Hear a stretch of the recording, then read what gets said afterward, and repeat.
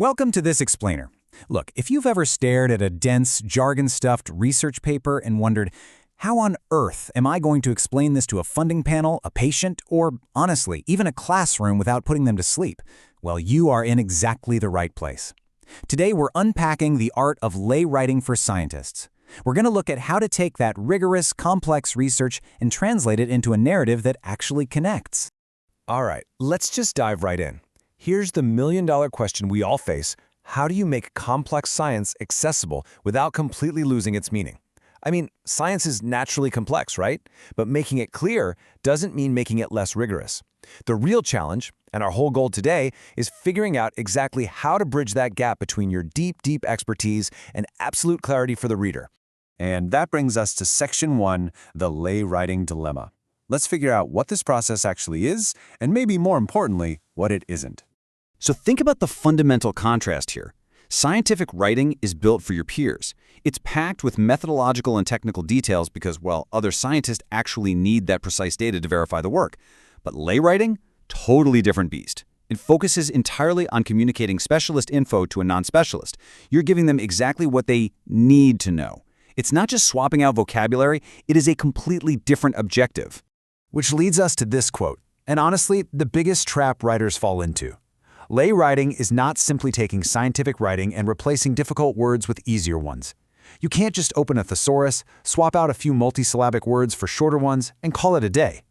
True translation means stepping out of your own head. You literally have to rethink the entire communication from the perspective of your audience. To do that, we have to start at the very beginning. Let's move into Phase 1, the prep work. This is where you lay the groundwork before you even type a single word. The very first step? Defining your audience. And to do that, we really need to drop the whole general public fallacy. It's just way too broad. You have to get specific. Think about it. Patients looking for treatment information have totally different emotional states and needs than, say, a funding panel looking over a proposal. And school students need different context than a science enthusiast on Twitter. You always got to ask yourself, what does my specific reader already know, and what vocabulary do they actually use? Once you know who's listening, your next job is to find the signal amongst the noise.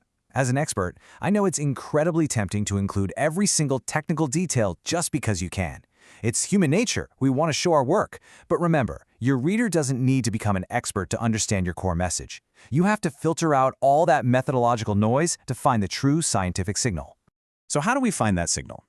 Well, before you write anything, make sure you can answer these 4 critical questions. 1. What exactly did you investigate? 2. Why did you decide to investigate it in the first place? 3. What were the specific findings? And 4. Why do these findings actually matter to the broader world? Honestly, if a piece of info doesn't directly serve one of these 4 points, it probably doesn't belong in your lay summary. Toss it out. Which brings us to the 2 most terrifying words for any researcher. So what? Your reader should never ever reach the end of your piece and think this. You've got to provide context early. Before you dive into complex molecules or some obscure metabolic pathway, tell the reader what problem you're trying to solve. Tell them who's affected. Give them a real reason to care right out of the gate. Okay, so you've got your core message and your audience actually cares. Let's move to Phase 2, the translation. This is the tactical drafting phase where clarity and structure take the wheel. Let's look at the difference between mere translation and true explanation. Like we mentioned earlier, just swapping a technical term for a simpler synonym usually strips away crucial context. Your goal isn't to remove the science. If a technical term is absolutely essential, then use it. But here's the trick.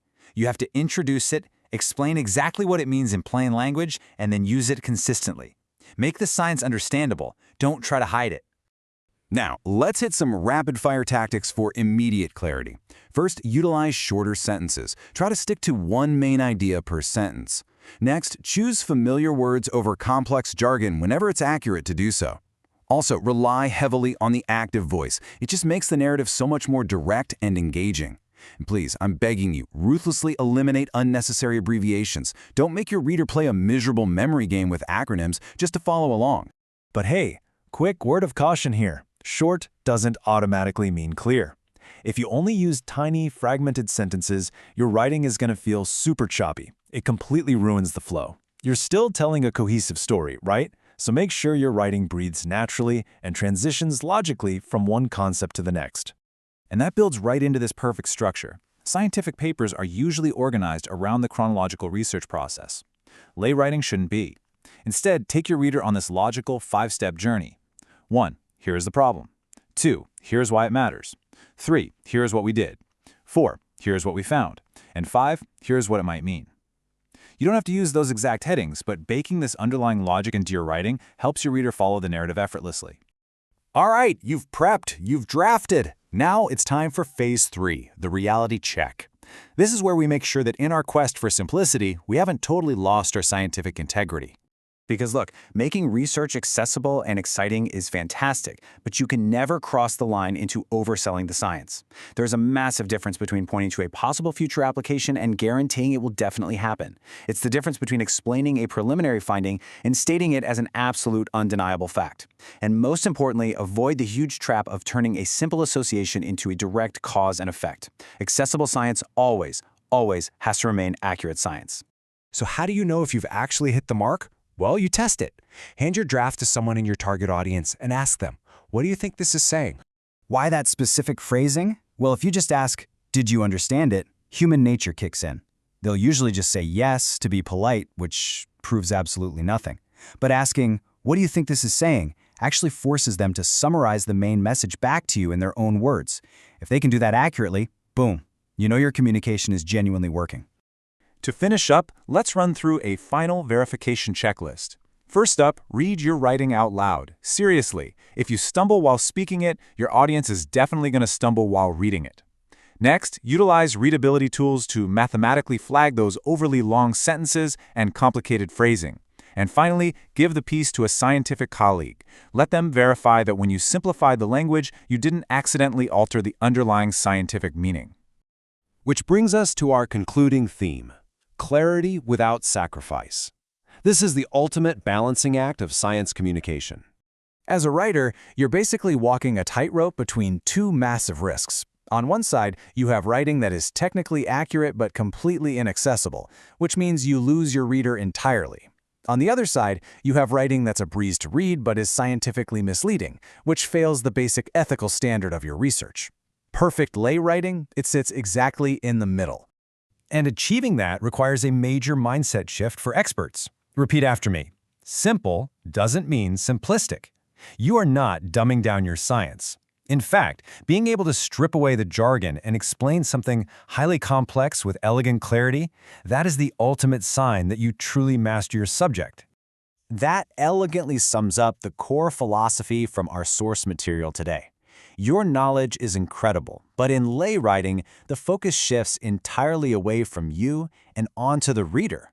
It's really an act of service. It's about taking what you know and translating it so someone else can understand exactly why it matters to the world.